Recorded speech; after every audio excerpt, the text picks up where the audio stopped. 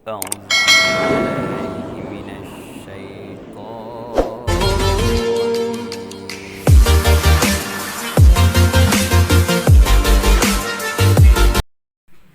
Assalamualaikum warahmatullahi wabarakatuh.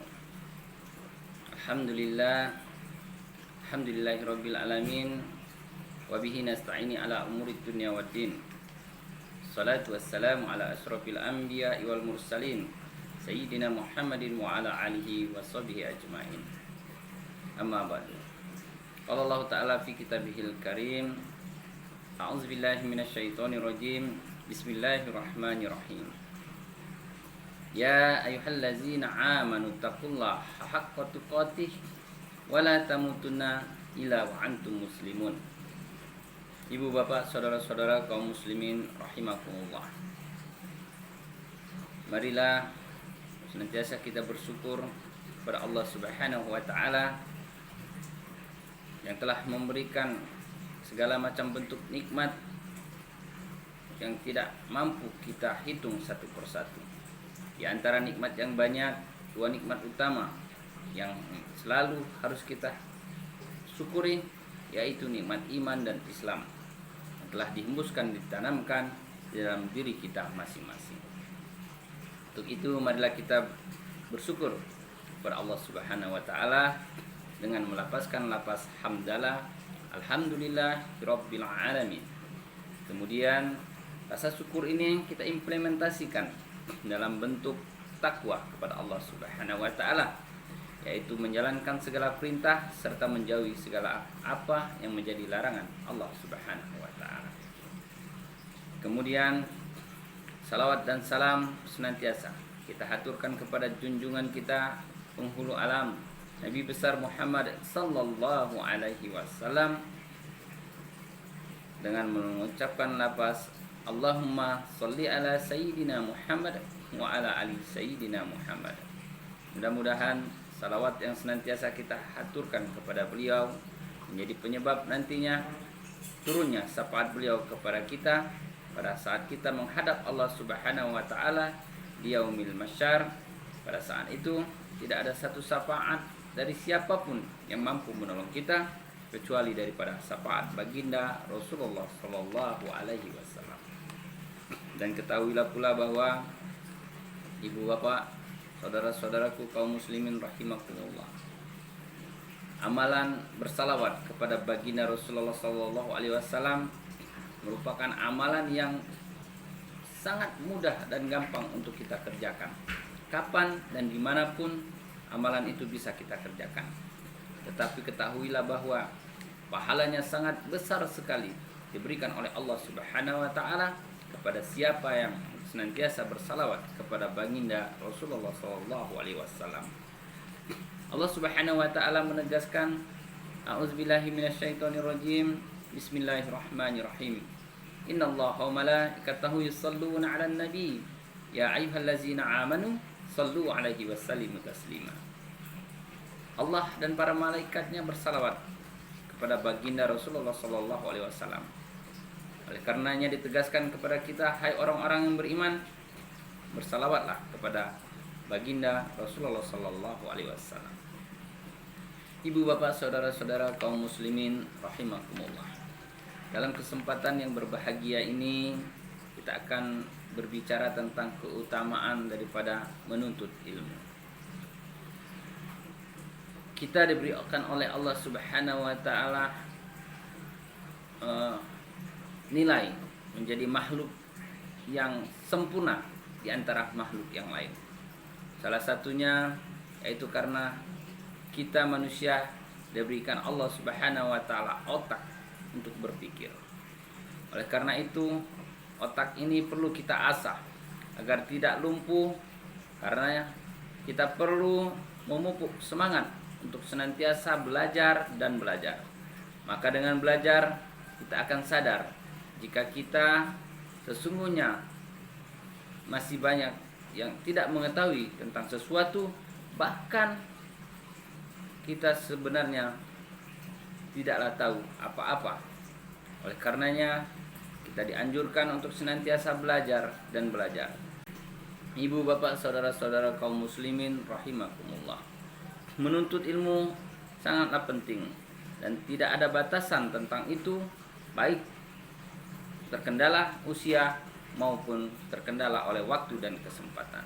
Dalam kesempatan ini ada beberapa keutamaan yang akan kita bicarakan tentang menuntut ilmu. Di antaranya adalah yang pertama, bahwa orang-orang yang menuntut ilmu akan senantiasa ditinggikan derajatnya oleh Allah Subhanahu wa taala.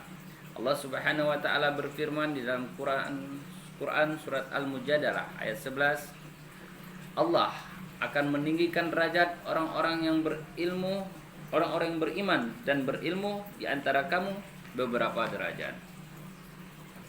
Kemudian keutamaan yang kedua, bahwa Allah Subhanahu wa taala akan memberikan hikmah di dalam diri orang-orang yang berilmu dan orang-orang yang menuntut ilmu.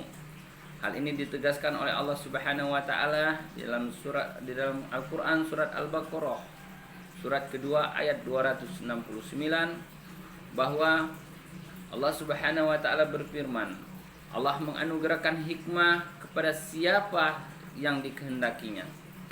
Dan barang siapa yang telah dianugerahi hikmah, maka ia telah benar-benar dianugerahi karunia yang sangat besar. Karena orang-orang yang berhikmah adalah orang-orang yang berakal, yang dapat mengambil pelajaran dari setiap apa yang terjadi di dalam kehidupannya. Ibu, bapak, saudara-saudara kaum muslimin rahimakumullah. Yang ketiga adalah orang-orang yang berilmu adalah orang-orang yang tidak akan pernah merugi. Karena Allah Subhanahu wa taala sendiri menjaminnya di dalam surat Al-Mulk surat ke-67 ayat yang ke-10. Dan mereka berkata, sekiranya kamu mendengarkan atau memikirkan tentang peringatan yang telah diberikan oleh Allah Subhanahu wa taala kepada kamu, niscaya kamu tidak termasuk orang-orang yang merugi, dan kamu tidak termasuk penghuni neraka yang apinya menyala-nyala. Karena orang yang berakal dan berilmu akan mampu memanfaatkan kenikmatan yang telah diberikan oleh Allah Subhanahu wa taala dengan sebaik-baiknya, sehingga mereka tidaklah termasuk pada orang-orang yang merugi. Ibu, bapak, saudara-saudara kaum muslimin rahimakumullah.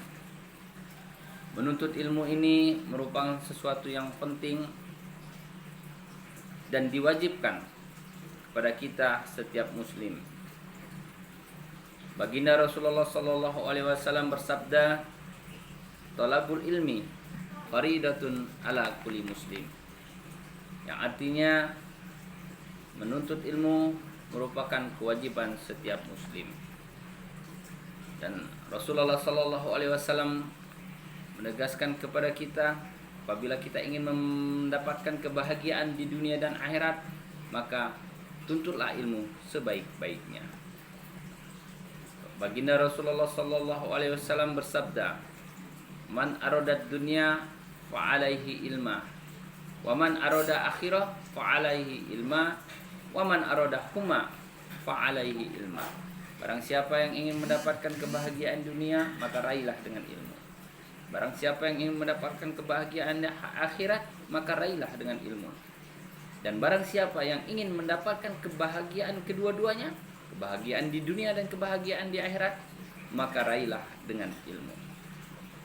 Ibu, bapak, saudara-saudara kaum muslimin rahimakumullah.